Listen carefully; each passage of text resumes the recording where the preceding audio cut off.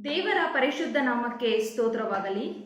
ದೇವರ ಒಳ್ಳೆಯ ಮತ್ತು ಪ್ರೀತಿಯ ಸೃಷ್ಟಿಯಾದ ಮನುಷ್ಯರೇ, ನಿಮ್ಮೆಲ್ಲರಿಗೂ ನಮ್ಮ ರಕ್ಷಕನಾದ ಯೇಸು ಕ್ರಿಸ್ತನ ಹೆಸರಿನಲ್ಲಿ ವಂದನೆ ಹಾಗೂ ಈ ದಿನದ ವಾಕ್ಯ ಧ್ಯಾನಕ್ಕಾಗಿ ಸ್ವಾಗತ. ಎಲ್ಲರೂ ಹೇಗಿದ್ದೀರಿ? ದೇವರ ಆಶೀರ್ವಾದದಿಂದ ಎಲ್ಲರೂ ಚೆನ್ನಾಗಿದ್ದೀರಿ ಅಂತ ನಂಬಿದ್ದೀನಿ. ಹೀಗೆ ದೇವರು ನಿಮ್ಮೆಲ್ಲರನ್ನು ಹೆಚ್ಚಾಗಿ ಆಶೀರ್ವದಿಸಿ ಕಾಯ್ದು ಕಾಪಾಡಲಿ. ಆತನ ವಾಕ್ಯ ಓದುವುದರಲ್ಲೂ ಕೇಳುವುದರಲ್ಲಿಯೂ ನಾವು ಪ್ರತಿದಿನ ಆಸಕ್ತರಾಗಿದ್ದು ದೇವರ ಆಶೀರ್ವಾದವನ್ನು ಹೊಂದಿಕೊಳ್ಳೋಣ. ಮುಂದೆ ಈಗ ನಾನು ಯೇಸು ಯಾರು ಎಂಬುವಂತಹ ವಿಷಯದ ಬಗ್ಗೆ ಮಾತಾಡಲಿಕ್ಕಿದ್ದೇನೆ. ಯೇಸು ಯಾರು? ಇದಕ್ಕೆ ಬೈಬಲ್ನಲ್ಲಿ ನಮಗೆ ಸಿಗುವಂತಹ ಉತ್ತರ ಏನು ಅನ್ನೋದನ್ನ ನಾವು ಒಂದೊಂದಾಗಿ ನೋಡ್ತಾ ಹೋಗೋಣ. ಮೊಟ್ಟ ಮೊದಲನೇದಾಗಿ ನಾವು ಯೋಹಾನನ ಸುವಾರ್ತೆ 3ನೇ ಅಧ್ಯಾಯ 16ರಿಂದ 17ನೇ ವಚನಗಳಲ್ಲಿ ದೇವರು ಲೋಕದ ಮೇಲೆ ಎಷ್ಟೋ ಪ್ರೀತಿಯನ್ನಿಟ್ಟು ತನ್ನ ಒಬ್ಬನೇ ಮಗನನ್ನು ಕೊಟ್ಟನು. ಆತನನ್ನು ನಂಬುವ ಒಬ್ಬನಾದರೂ ನಾಶವಾಗದೆ ಎಲ್ಲರೂ ನಿತ್ಯ ಜೀವವನ್ನು ಪಡೆಯಬೇಕೆಂದು ಆತನನ್ನು ಕೊಟ್ಟನು ಎಂದು ಬರೆದಿದೆ. ಇಲ್ಲಿ ಗೊತ್ತಾಗುತ್ತೆ, ಲೋಕದ ಮೇಲೆ ಅಂದ್ರೆ ಲೋಕದಲ್ಲಿರುವಂತಹ ಮನುಷ್ಯರ ಮೇಲೆ ದೇವರು ಎಷ್ಟೋ ಪ್ರೀತಿಯನ್ನಿಟ್ಟು, ತುಂಬಾ ಅಪಾರವಾದ ಪ್ರೀತಿಯನ್ನಿಟ್ಟು ನಮ್ಮೆಲ್ಲರ ಪಾಪಗಳಿಂದ ನಮ್ಮನ್ನು ರಕ್ಷಿಸಲು ದೇವರು ತನ್ನ ಒಬ್ಬನೇ ಮಗನನ್ನು ನಮಗಾಗಿ ಕೊಟ್ಟರು ಎನ್ನುವಂಥದ್ದು ಇಲ್ಲಿ ಗೊತ್ತಾಗುತ್ತೆ.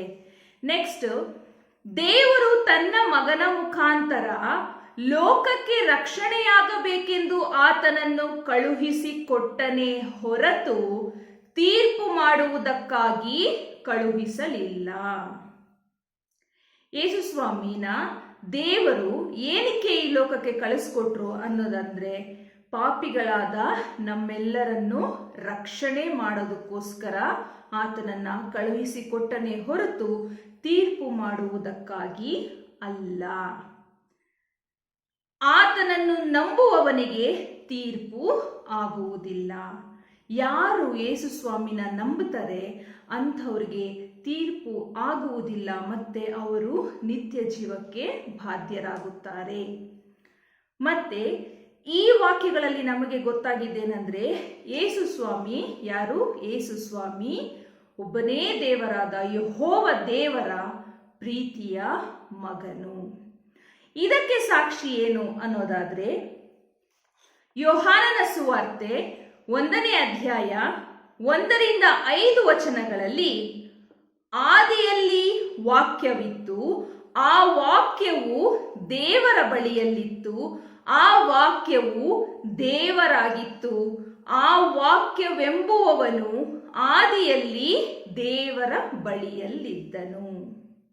ಇಲ್ಲಿ ನೋಡ್ರಿ ಎಷ್ಟು ನೀಟಾಗಿ ಹೇಳಿದರೆ, ಆದಿಯಲ್ಲಿ ವಾಕ್ಯವಿತ್ತು, ಆ ವಾಕ್ಯವು ದೇವರ ಬಳಿಯಲ್ಲಿತ್ತು, ಆ ವಾಕ್ಯವು ದೇವರಾಗಿತ್ತು, ಆ ವಾಕ್ಯವೆಂಬುವವನು ಆದಿಯಲ್ಲಿ ದೇವರ ಬಳಿಯಲ್ಲಿದ್ದನು. ಮುಂದೆ ಯೋಹಾನನ ಬರೆದ ಸುವಾರ್ತೆ 1ನೇ ಅಧ್ಯಾಯ 14ನೇ ವಚನದಲ್ಲಿ ಏನ್ ಹೇಳ್ತಾರೆ?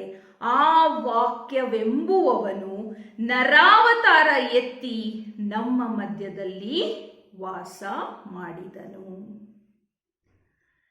ಆ ವಾಕ್ಯವೆಂಬುವವನು ನರಾವತಾರ ಎತ್ತಿ ನಮ್ಮ ಮಧ್ಯದಲ್ಲಿ ವಾಸ ಮಾಡಿದನು ಅಂದ್ರೆ, ಆ ವಾಕ್ಯವೆಂಬುವವನು ಯಾರು? ಹಾಗಾದ್ರೆ ಆತನೇ ಯೇಸು ಸ್ವಾಮಿ. ಯೇಸು ಸ್ವಾಮಿ ಆದಿಯಲ್ಲಿ ಎಲ್ಲಿದ್ದರು? ತಂದೆಯಾದ ದೇವರ ಬಳಿಯಲ್ಲಿದ್ದರು. ಮುಂದೆ ನೋಡ್ತಾ ಯೋಹಾನನ ಸುವಾರ್ತೆ 1ನೇ ಅಧ್ಯಾಯ 1ರಿಂದ 5 ವಚನಗಳಲ್ಲಿ ಮುಂದುವರೆದು ನೋಡೋದಾದ್ರೆ, ಆತನ ಮೂಲಕವಾಗಿ ಸಮಸ್ತವೂ ಉಂಟಾಯಿತು, ಉಂಟಾಗಿರುವ ವಸ್ತುಗಳಲ್ಲಿ ಆತನಿಲ್ಲದೆ ಒಂದಾದರೂ ಉಂಟಾಗಲಿಲ್ಲ. ಅಂದ್ರೆ ಈ ಸರ್ವ ಸೃಷ್ಟಿ ಉಂಟಾಗಿದ್ದು ಆತನ ಮೂಲಕನೇ, ಆತನಿಲ್ಲದೆ ಒಂದೂ ಉಂಟಾಗಿಲ್ಲ ಅನ್ನೋದನ್ನ ಇಲ್ಲಿ ವಾಕ್ಯದ ಮೂಲಕ ನಮಗೆ ಹೇಳ್ತಾ ಇದ್ದಾರೆ. ಕೆಲವರು ಹೇಳೋ ಪ್ರಕಾರ ಯೇಸು ಕ್ರಿಸ್ತನು ಮೊದಲಿಂದ ಇರಲಿಲ್ಲ, ಲೇಟಾಗಿ ಈ ಭೂಮಿಗೆ ಬಂದದ್ದು, ಆತನು ಕಾಣಿಸಿಕೊಂಡದ್ದು ಅನ್ನೋದನ್ನ ಹೇಳ್ತಾರೆ. ಆದ್ರೆ ನಮಗೆ ಬೈಬಲ್ನಲ್ಲಿ ಸಿಗುವಂತ ಸಾಕ್ಷಿಗಳು ಆತನು ನರಾವತಾರ ಎತ್ತಿ ಭೂಮಿಗೆ ಬಂದಿದ್ದು ನಿಧಾನನೇ ಸರಿ, ಆದ್ರೆ ಅದಕ್ಕಿಂತ ಮುಂಚೆಯಿಂದಲೂ ಆತನು ತಂದೆಯಾದ ದೇವರ ಬಳಿಯಲ್ಲಿದ್ದನು ಎನ್ನುವುದಕ್ಕೆ ನಮಗೆ ಬೈಬಲ್ನಲ್ಲಿ ಸಾಕ್ಷಿ ಸಿಗತ್ತೆ. ಮತ್ತೆ ಆತನಲ್ಲಿ ಜೀವವಿತ್ತು, ಆ ಜೀವವು ಮನುಷ್ಯರಿಗೆ ಬೆಳಕಾಗಿತ್ತು. ಆ ವಾಕ್ಯವೆಂಬುವನಲ್ಲಿ ಏನಿತ್ತಂತೆ? ಜೀವ ಇತ್ತಂತೆ. ಆ ಜೀವವು ಮನುಷ್ಯರಿಗೆ ಬೆಳಕಾಗಿತ್ತು. ಆ ಬೆಳಕಿನಿಂದ ಪಾಪದಲ್ಲಿ ಬಿದ್ದಿರುವವರು, ನಾವು ಪಾಪ ಮಾಡ್ತಾ ಇದ್ದೇವೆ, ನಮ್ಮನ್ನ ನಾವು ತೊಳ್ಕೋಬೇಕು ಅಂತ ಅವರು ಬೆಳಕಿಗೆ ಬಂದು ತಮ್ಮನ್ನ ತಾವು ನೋಡಿಕೊಂಡು ಸರಿಯಾದ ಮಾರ್ಗದಲ್ಲಿ ಅವರು ಹೋಗುವುದಕ್ಕೆ ಅವಕಾಶ ಆಯಿತು. ಯಾವುದು? ಆ ಬೆಳಕು. ಮತ್ತೆ ಆ ಬೆಳಕು ಕತ್ತಲಲ್ಲಿ ಪ್ರಕಾಶಿಸುತ್ತದೆ, ಕತ್ತಲು ಅದನ್ನು ಮುಸುಕಲಿಲ್ಲ. ಕತ್ತಲಿರುವಲ್ಲಿನೂ ಆ ಬೆಳಕು ಪ್ರಕಾಶವಾಗಿ ಕಾಣುತ್ತಂತೆ. ಆ ಕತ್ತಲು ಆ ಬೆಳಕನ್ನ ಮುಚ್ಚೋದಿಕ್ಕೆ ಆಗೋದಿಲ್ಲ. ಇದಕ್ಕೆ ಆಧಾರವಾಗಿ ಅಂದ್ರೆ ಯಾವುದಕ್ಕೆ? ಆ ವಾಕ್ಯವೆಂಬುವನು ನರಾವತಾರ ಎತ್ತಿ ನಮ್ಮ ಮಧ್ಯದಲ್ಲಿ ವಾಸ ಮಾಡಿದನು. ಮತ್ತೆ ಆದಿಯಲ್ಲಿ ವಾಕ್ಯವಿತ್ತು, ಆ ವಾಕ್ಯವು ದೇವರ ಬಳಿಯಲ್ಲಿತ್ತು, ಆ ವಾಕ್ಯವು ದೇವರಾಗಿತ್ತು. ಆ ವಾಕ್ಯವೆಂಬುವನು ಆದಿಯಲ್ಲಿ ದೇವರ ಬಳಿಯಲ್ಲಿದ್ದನು, ಆತನ ಮೂಲಕವಾಗಿ ಸಮಸ್ತ ಉಂಟಾಯಿತು. ಈ ವಾಕ್ಯನ ನೋಡಿದ್ರಲ್ಲ, ಇದಕ್ಕೆ ಆಧಾರವಾಗಿ ಆದಿಕಾಂಡ 1ನೇ ಅಧ್ಯಾಯ 26ನೇ ವಚನದಲ್ಲಿ ದೇವರು, ಯಾರು? ಯೆಹೋವ ದೇವರು, ನಮ್ಮ ಸ್ವರೂಪದಲ್ಲಿ ನಮ್ಮ ಹೋಲಿಕೆಗೆ ಸರಿಯಾಗಿ ಮನುಷ್ಯರನ್ನು ಉಂಟು ಮಾಡೋಣ ಅಂದನು. ಯಾರಂತೆ? ಯೆಹೋವ ದೇವರು. ನಾವು ಬೈಬಲಲ್ಲಿ ಓದೋ ಪ್ರಕಾರ ಯೆಹೋವ ದೇವರು ಬಾಯಿ ಮಾತಿನಿಂದ ಹೇಳುತ್ತಿದ್ದಂಗೆ ಸರ್ವವೂ ಉಂಟಾಯಿತು. ಅದಕ್ಕೆ ಸಾಕ್ಷಿ ನಮಗೆ ಬೈಬಲ್ನಲ್ಲಿ ಸಿಗುತ್ತೆ. ಆದ್ರೆ ಇಲ್ಲಿ ಏನ್ ಹೇಳ್ತಾ ಇದ್ದಾರೆ? ನಮ್ಮ ಸ್ವರೂಪದಲ್ಲಿ ನಮ್ಮ ಹೋಲಿಕೆಗೆ ಸರಿಯಾಗಿ ಮನುಷ್ಯರನ್ನು ಉಂಟು ಮಾಡೋಣ ಅಂದನು. ಅಂದ್ರೆ ನಮ್ಮ ನಮ್ಮ ಅಂತ ಅಂದ್ರೆ ಇಲ್ಲಿ ಏನ್ ನಮಗೆ ಗೊತ್ತಾಗ್ತಾ ಇದೆ? ಯೆಹೋವ ದೇವರ ಜೊತೆ ಮತ್ತೊಬ್ಬರಿದ್ದರು, ಅವರೇ ಯೇಸು ಸ್ವಾಮಿ. ತಂದೆ ಮತ್ತು ಮಗ ಇಬ್ಬರು ಸೃಷ್ಟಿಗೆ ಮೊದಲೇ ಇದ್ದರು ಎಂಬುದಕ್ಕೆ ನಮಗೆ ಬೈಬಲ್ನಲ್ಲಿ ಸಾಕ್ಷಿ ಸಿಗುತ್ತೆ. ಮುಂದುವರೆದು ಈಗ ನಮಗೆ ಏನು ಗೊತ್ತಾಯಿತು? ಯೇಸು ಯಾರು? ಯೇಸು ಯಾರು ಅಂದ್ರೆ ಒಬ್ಬನೇ ದೇವರಾಗಿರುವ, ಮಹೋನ್ನತನಾಗಿರುವ, ಸರ್ವ ಸೃಷ್ಟಿಕರ್ತನು ಆಗಿರುವ ಯೆಹೋವ ದೇವರ ಒಬ್ಬನೇ ಪ್ರೀತಿಯ ಮಗನು. ಮುಂದುವರೆದು ಇನ್ನ ಸ್ವಲ್ಪ ಸಾಕ್ಷಿ ನಮಗೆ ಬೇಕಾಗಿರೋದಾದ್ರೆ ಇಬ್ರಿಯರಿಗೆ ಬರೆದ ಪತ್ರಿಕೆ 1ನೇ ಅಧ್ಯಾಯ 1ರಿಂದ 3 ವಚನಗಳಲ್ಲಿ ನಾವು ನೋಡೋದಾದ್ರೆ, ಪುರಾತನ ಕಾಲದಲ್ಲಿ ನಮ್ಮ ಪಿತೃಗಳ ಸಂಗಡ ಪ್ರವಾದಿಗಳ ಬಾಯಿಂದ ಭಾಗ ಭಾಗವಾಗಿಯೂ ವಿಧ ವಿಧವಾಗಿಯೂ ಮಾತಾಡಿದ ದೇವರು ಈ ಅಂತ್ಯ ದಿನಗಳಲ್ಲಿ ನಮ್ಮ ಸಂಗಡ ಮಗನ ಮುಖಾಂತರ ಮಾತಾಡಿದ್ದಾನೆ. ಮಗನ ಮುಖಾಂತರ ಮಾತಾಡಿದ್ದಾನೆ ಅಂದ್ರೆ ಅರ್ಥ ಏನು? ಆತನು ತನ್ನ ಸ್ವಂತ ಮಗನನ್ನೇ ಈ ಭೂಮಿಗೆ ಕಳಿಸಿಕೊಟ್ಟು ಯೇಸು ಸ್ವಾಮಿಯ ಮುಖಾಂತರವಾಗಿ ನಮ್ಮ ಜೊತೆ ಮಾತಾಡಿದ್ರು. ಅಂದ್ರೆ ಯೇಸು ಸ್ವಾಮಿ ಪ್ರತಿಯೊಂದನ್ನು ನಾನು ತಂದೆಯ ಇಚ್ಛೆಯನ್ನು ನೆರವೇರಿಸುವುದಕ್ಕೆ ಬಂದಿದ್ದೇನೆ ಅಂತ ಹೇಳ್ತಾ, ತಂದೆಯಿಂದ ಏನೇನು ಅನುಮತಿ ಪಡ್ಕೊಂಡಿದ್ರು ಅದನ್ನ ಮಾತ್ರನೇ ನಮಗೆ ಹೇಳಿ ಹೋದರು. ಅದೇ ರೀತಿಯಾಗಿ ಈತನನ್ನು ಎಲ್ಲಕ್ಕೂ ಬಾಧ್ಯನನ್ನಾಗಿ ನೇಮಿಸಿದನು. ಈತನ ಮೂಲಕವೇ ಜಗತ್ತನ್ನು ಉಂಟು ಮಾಡಿದನು. ಈತನನ್ನೇ ಎಲ್ಲಕ್ಕೂ ಬಾಧ್ಯನನ್ನಾಗಿ ನೇಮಿಸಿದನು. Very very important. ಈತನ ಮೂಲಕವೇ ಜಗತ್ತನ್ನು ಉಂಟು ಮಾಡಿದನು. ಇದು ಒಂದು ಸಾಕ್ಷಿಯಾಗುತ್ತೆ. ಸೃಷ್ಟಿಗೆ ಮೊದಲೇ ಯೇಸು ಸ್ವಾಮಿ ಯೆಹೋವ ದೇವರ ಬಳಿಯಲ್ಲಿದ್ದರು. ಈತನು ದೇವರ ಪ್ರಭಾವದ ಪ್ರಕಾಶವು, ಆತನ ತತ್ವದ ಮೂರ್ತಿಯು, ತನ್ನ ಶಕ್ತಿಯ ವಾಕ್ಯದಿಂದ ಸಮಸ್ತಕ್ಕೆ ಆಧಾರವೂ ಆಗಿದ್ದು, ಪಾಪ ವಿಶುದ್ಧಿ ಮಾಡಿದ ಮೇಲೆ ಉನ್ನತ ಲೋಕದೊಳಗೆ ಮಹತ್ವವುಳ್ಳ ದೇವರ ಬಲಗಡೆಯಲ್ಲಿ ಆಸನಾರೂಢನಾದನು. ಅಂದ್ರೆ ಇದು ಎಲ್ಲಿಗೆ ಬರ್ತಾ ಇದೆ ಅಂದ್ರೆ, ಪಾಪ ವಿಶುದ್ಧಿ ಮಾಡಿದ ಮೇಲೆ ಅಂದ್ರೆ ಯೇಸುಸ್ವಾಮಿ ಈ ಭೂಲೋಕಕ್ಕೆ ಬಂದಿದ್ದು ಆಯಿತು, ಆತನು ತನ್ನ ಸೇವೆ ಮಾಡಿದ್ದು ಆಯಿತು, ಮತ್ತೆ ಪಾಪಿಗಳಾದ ನಮಗೋಸ್ಕರ, ನಮ್ಮ ಮೇಲಿರುವ ಪ್ರೀತಿಗೋಸ್ಕರ ಆತನು ನಮ್ಮೆಲ್ಲರ ಪಾಪವನ್ನು ಶಿಲುಬೆ ಮೇಲೆ ತಾನು ಹೊತ್ತುಕೊಂಡು ಪ್ರಾಣವನ್ನು ಅರ್ಪಿಸಿ ಮತ್ತೆ 3ನೇ ದಿನದಲ್ಲಿ ಪರಿಶುದ್ಧ ದೇವರಿಂದ ಸತ್ತವರೊಳಗಿಂದ ಎಬ್ಬಿಸಲ್ಪಟ್ಟು ಉನ್ನತ ಲೋಕಕ್ಕೆ ಏರಿ ಹೋಗಿ ತಂದೆಯಾದ ದೇವರ ಬಲಪಾರ್ಶ್ವದಲ್ಲಿ ಕೂತುಕೊಂಡಿದ್ದಾರೆ ಎನ್ನುವಂಥದ್ದು ಇಲ್ಲಿ ನಮಗೆ ಸಿಗುವಂತಹ ಸಾಕ್ಷಿ. ಈಗ ನಮ್ಮೆಲ್ಲರಿಗೂ ಅರ್ಥ ಆಗಿದ್ದೇನೆಂದರೆ, ಯೇಸು ಸ್ವಾಮಿ ನಿಜವಾಗಲೂ ತಂದೆಯಾದ ಯೆಹೋವ ದೇವರ ಮುದ್ದು ಮಗನು ಹಾಗೂ ಪಾಪಿಗಳಾದ ನಮ್ಮನ್ನು ರಕ್ಷಿಸಿ ಪ್ರೀತಿಸಲು ಬಂದಂತ ನಮ್ಮ ರಕ್ಷಕ. ಇದು ಯೇಸು ಸ್ವಾಮಿ ಯಾರು ಎನ್ನುವುದಕ್ಕೆ ಬೈಬಲ್ನಲ್ಲಿ ನಮಗೆ ಸಿಗುವಂತಹ ಸಾಕ್ಷಿಗಳು. ಯೇಸು ಸ್ವಾಮಿ ಯಾರು, ಮತ್ತೆ ಅವರು ಇಲ್ಲಿಗೆ ಹೇಗೆ ಬಂದರು, ಏನಕ್ಕೆ ಬಂದರು, ಅವ್ರ ಉದ್ದೇಶ ಏನು ಅನ್ನೋದನ್ನ ಸಂಪೂರ್ಣವಾಗಿ ನಾನು ವಿಧವಾಗಿ ವಿಡಿಯೋ ಮಾಡಲಿಕ್ಕೆ ಹೋಗ್ತಾ ಇದ್ದೀನಿ. ಇದು ಭಾಗ 1.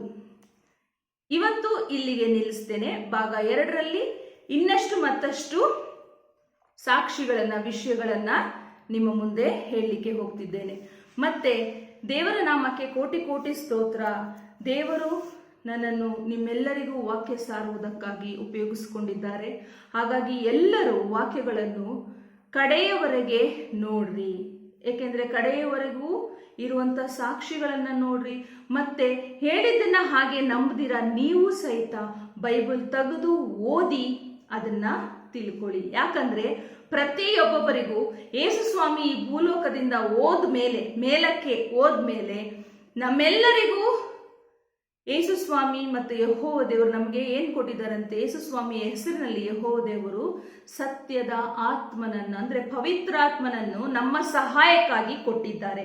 ಹಾಗಾಗಿ ನಾವು ಬೈಬಲ್ ತೆಗೆದುಕೊಂಡು ಓದುವಾಗ ಪವಿತ್ರಾತ್ಮನು ನಮಗೆ ಸಹಾಯ ಮಾಡ್ತಾರೆ. ಸತ್ಯದ ವಾಕ್ಯ ಏನು, ಸತ್ಯ ಏನು ಅಂತ ತಿಳ್ಕೊಳ್ಳೋದಕ್ಕೆ ನಮಗೆ ಸಹಾಯ ಮಾಡ್ತಾರೆ. ಹಾಗಾಗಿ ನಾವು ಅದನ್ನೆಲ್ಲ, ದೇವರು ನಮ್ಮ ಮೇಲಿಟ್ಟಿರುವ ಅಪಾರವಾದ ಪ್ರೀತಿಯನ್ನ ಕಳ್ಕೋಬಾರ್ದು, ಅದನ್ನ ನಾವು ಉಪಯೋಗಿಸ್ಕೋಬೇಕು. ಕಡೆಯಲ್ಲಿ ದೇವರು ನಮ್ಮಿಂದ ಏನ್ ಬಯಸ್ತಾ ಇದ್ದಾರೆ ಅನ್ನೋದನ್ನು ನಾವು ತಿಳ್ಕೊಂಡು ಆತನ ಚಿತ್ತಕ್ಕೆ ತಲೆಬಾಗಿ ಒಪ್ಪಿಸಿಕೊಟ್ಟು ಆತನಿಗಾಗಿ ಬದುಕಬೇಕು. ಪ್ರಾರ್ಥನೆ ಮಾಡಿಕೊಳ್ಳೋಣ. ಪರಲೋಕ ಭೂಲೋಕಗಳನ್ನು ಸೃಷ್ಟಿಸಿದ ನಮ್ಮ ತಂದೆಯಾದ ದೇವರೇ ಸ್ವಾಮಿ, ಸರ್ವಶಕ್ತನು, ಸರ್ವ ಸೃಷ್ಟಿಕರ್ತನು, ಸರ್ವಸ್ತುತಿ ಪಾತ್ರನು, ದೂತಗಣಗಳ ಒಡೆಯನೂ ಆದ ದೇವರೇ, ನಿಮ್ಮ ವಾಕ್ಯಗಳ ಮೂಲಕ ನಮ್ಮೊಟ್ಟಿಗೆ ಮಾತನಾಡಿದ್ದಕ್ಕಾಗಿ ಸ್ತೋತ್ರ ಸ್ವಾಮಿ. ನಾವು ಈಗಾಗಲೇ ತಿಳಿದುಕೊಂಡ ಹಾಗೆ ಯೇಸು ಕ್ರಿಸ್ತನು ನಿಮ್ಮ ಪ್ರೀತಿಯ ಮಗನು. ಪಾಪಿಗಳಾದ ನಮಗಾಗಿ ನೀವು ನಮ್ಮ ಮೇಲಿಟ್ಟಿರುವ ಅಪಾರವಾದ ಪ್ರೀತಿಗಾಗಿ ಸ್ವಾಮಿ, ನಿಮ್ಮ ಏಕ ಪುತ್ರನನ್ನು ನಮಗಾಗಿ ಕೊಟ್ಟು ನಮ್ಮೆಲ್ಲರ ಪಾಪವನ್ನು ನೀವು ಆತನ ಮೇಲೆ ಹಾಕಿ ಶಿಲುಬೆಯಲ್ಲಿ ಆತನು ನಮ್ಮೆಲ್ಲರಿಗೋಸ್ಕರ ತನ್ನ ಪ್ರಾಣವನ್ನು ಅರ್ಪಿಸಿ ಶಿಲುಬೆಯಿಂದ ಸುರಿಸಲ್ಪಟ್ಟ ರಕ್ತದಿಂದ ಆತನು ನಮ್ಮೆಲ್ಲರನ್ನು ನಿಮಗಾಗಿ ಕೊಂಡುಕೊಂಡಿದ್ದಾರೆ ಸ್ವಾಮಿ. ನಾವೆಲ್ಲರೂ ನಮ್ಮ ಸ್ವಂತ ಸೊತ್ತಲ್ಲ, ನಾವೆಲ್ಲರೂ ಕ್ರಯಕ್ಕೆ ಕೊಳ್ಳಲ್ಪಟ್ಟವರು. ಹಾಗಾಗಿ ನೀವು ನಮ್ಮೆಲ್ಲರನ್ನು ಆರಿಸಿಕೊಂಡದ್ದಕ್ಕಾಗಿ ಸ್ತೋತ್ರ. ನಿಮ್ಮ ವಾಕ್ಯಗಳ ಮೂಲಕ ನಮ್ಮೊಟ್ಟಿಗೆ ಮಾತನಾಡುತ್ತಿರುವುದಕ್ಕಾಗಿ ಸ್ತೋತ್ರ. ನಿಮ್ಮ ವಾಕ್ಯದ ಬೆಳಕನ್ನು ನಮ್ಮ ಮೇಲೆ ಚೆಲ್ಲಿರುವುದಕ್ಕಾಗಿ ಸ್ತೋತ್ರ. ಅಪ್ಪ, ಸದಾ ನಾವು ನಿಮ್ಮ ಪ್ರೀತಿಯಲ್ಲಿ ನೆಲೆಗೊಂಡಿರಬೇಕು. ನೀವು ಹೇಳುವ ಮಾರ್ಗದಲ್ಲಿ ನಿಮ್ಮ ಮಕ್ಕಳಂತೆ ನಡೆಯಬೇಕು.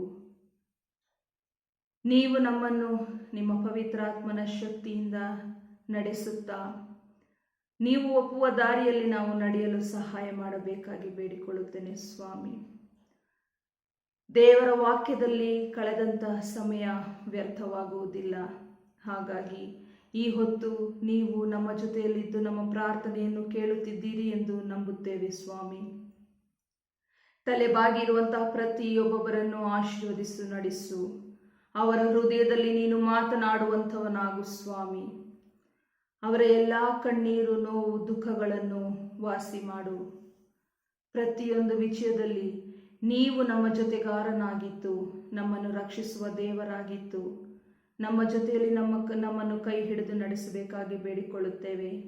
ನೀವೇ ನಮ್ಮ ರಕ್ಷಕನು, ಕೋಟೆಯು, ದುರ್ಗವು.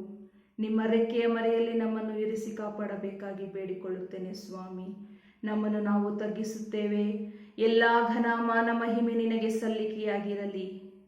ನಿಮ್ಮ ಪ್ರೀತಿಯ ಮಗನಾದ ನಮ್ಮ ಪ್ರೀತಿಯ ರಕ್ಷಕರಾದ ಯೇಸು ಕ್ರಿಸ್ತನ ಹೆಸರಿನಲ್ಲಿ ಈ ಪ್ರಾರ್ಥನೆಯನ್ನು ನಂಬಿಕೆಯಿಂದ ಬೇಡಿ ಹೊಂದಿದ್ದೇವೆ ನಮ್ಮ ತಂದೆಯೇ, ಆಮೇನ್.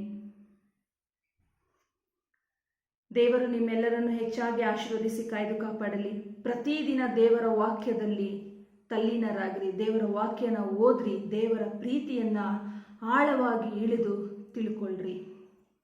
ಅದೇ ರೀತಿಯಾಗಿ ನನಗಾಗಿ, ನನ್ನ ಸೇವೆಗಾಗಿಯೂ ನಿಮ್ಮ ಪ್ರಾರ್ಥನೆಯಲ್ಲಿ ದೇವರನ್ನು ಕೇಳಿ.